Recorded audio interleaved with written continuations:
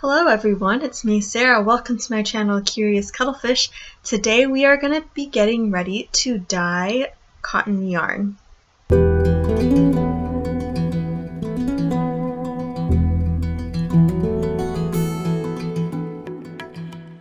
Welcome to all of my returning subscribers and new subscribers.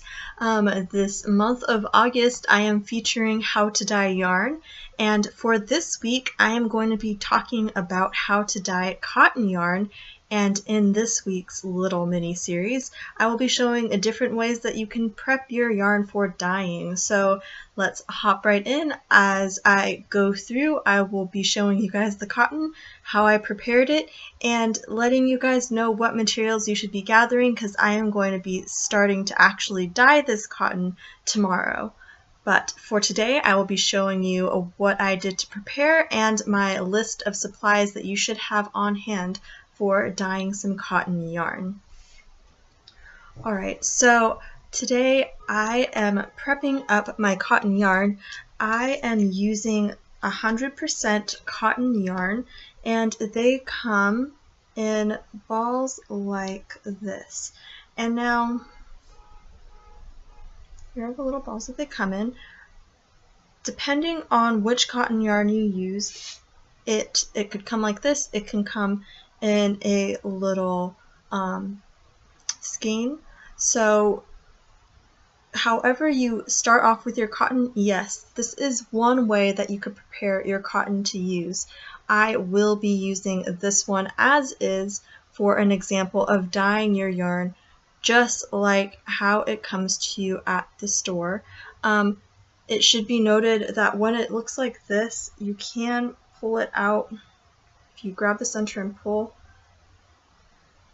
if you look at it like this, now it looks like a regular skein that you would find in the store. So if you wanted to dye your cotton in the method, or one of the methods that I'm going to be using, you would just push on both ends and flatten it,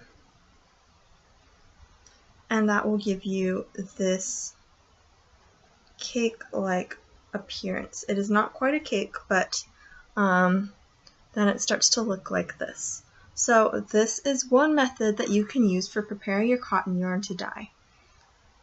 Another thing you can use, and I should mention that these methods you can use for both cotton and wool or any other type of fiber you would like to dye. I am not dyeing acrylic this month because I find acrylic to be very finicky and it just does not really work well with the dyes that I use. But if you use cotton, if you use bamboo, or any protein-based fibers such as wool, alpaca, mohair, there's a lot of different fibers that you can try out. I know cotton is a great one to start on because it is much more affordable than getting wool.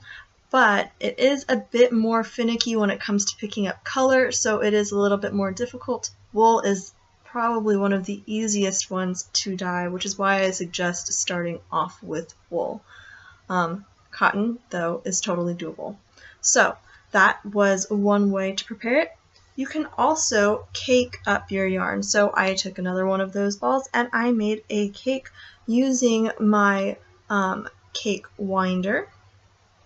So when you are preparing your yarn to dye, if you are caking it up, I caked this up very loosely. If you cake it up too tight, it won't allow the dye or the colors to penetrate in and soak through the entire cake.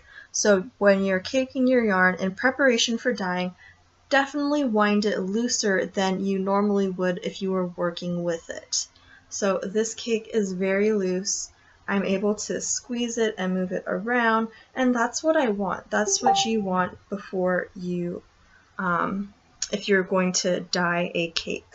So we will be doing a cake of cotton yarn this week as well. The other two methods I will be showing you. So if you remember, I also hang up my yarn. I do this on, I'm trying to remember what it's called, a swift. So it wraps around it, And that's how you get your yarn to look like this. So I will be dyeing yarn both opened up like this, which is how I typically dye my yarn. This is a great way to prep your yarn to dye. I just wrap it around the Swift until I run out, and then I cut off little pieces to secure it in 3 different spots. So I will be dyeing the yarn just like this. This is another method, and then for the 4th method, I will be dyeing the yarn but leaving it hanged up like so. It's not going to be open like this one, so you will see that when the fibers are twisted up and held in this shape, the dye is actually going to absorb differently than the dye will absorb into this yarn right here. So, oops, dropping things. These are the 4 methods of prepping yarn that I will be using this week, and all of this yarn for this week's dyeing is all 100% cotton. I will be using similar colors for dyeing all of these hanks, skeins, cakes of yarn. All this cotton yarn will be dyed in similar colors so that you can see how the color changes depending on how you prep your yarn. So other items that you will need for dyeing cotton yarn. I do recommend that the dye that you use be a RIT dye. I did say that you can use food coloring in my previous little mini series. I do use food coloring for protein-based fibers. I find that RIT dye adheres a lot better to the cotton fibers than the food coloring will. The food coloring typically washes out in the after process, after you've waited for it to come down to room temperature and you're going to wash it with some clear dish soap and water. The color doesn't always stick as well to the cotton as it will to a protein-based fiber. So for that reason, I do recommend that you use RIT dyes. RIT dyes vary in price from $3 to $6 if you're getting the liquid versions. If you're getting the powdered form, it is still about that price range, and I purchased mine from Amazon. They just tend to be a little cheaper because you're buying per color. So you can get a lot of variations of tones from one bottle of dye. You just dilute it or concentrate it more in your dye bath, or you can do a dip dyeing method. So there are ways that you can get different hues from the same color. If you want multiple colors, though, you will be spending a little bit more to buy a few different dyes. Alright, so yes, I do recommend using RIT dyes. I will be using a pan to dye my yarn this week. You can dye this yarn in a pot. Like I have stated earlier, it is best if you have pots or pans specifically for dyeing and dyeing only. You do not want to mix up any chemicals with a pot or pan that will be used for food items. Just to be on the safe side, it is best to have separate items for the dyeing process. So I will be using RIT dye. I will be using a pan. I also like to have a pair of tongs. I got my tongs from an estate sale. You can get it from the dollar store. Those tongs are used exclusively for dyeing. I use zip ties so that I do not burn myself. Same function as the tongs. It just helps me to move the yarn around a bit more easily. And we are going to use a little bit of vinegar, and the main difference for dyeing cotton is you need a saline solution. So we're going to be using water, and we're going to be using salt. So regular table salt will work. We just need to use salt water when dyeing cotton yarn. It helps the dye to adhere better. So those are the main items that you'll need. I do use plastic wrap or newspaper to cover up my countertops when I am working with dye in an effort to protect them.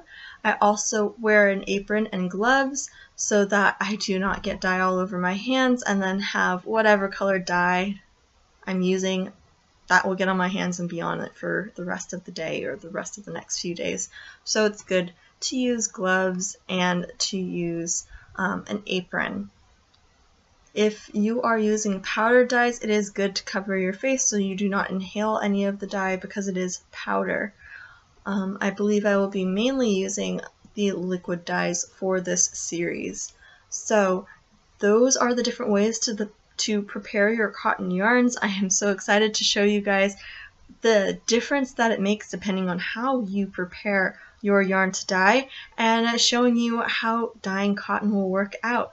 So if you would like to do this along with me, please gather your supplies, and I will see you all tomorrow where we will go and dye our yarn. Another quick note is with cotton yarn, I do not necessarily soak it overnight.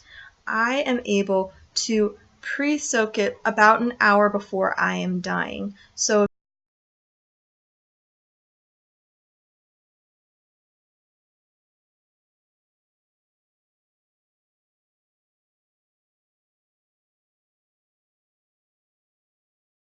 this week's series on cotton, and I will be seeing you guys tomorrow for the dye process.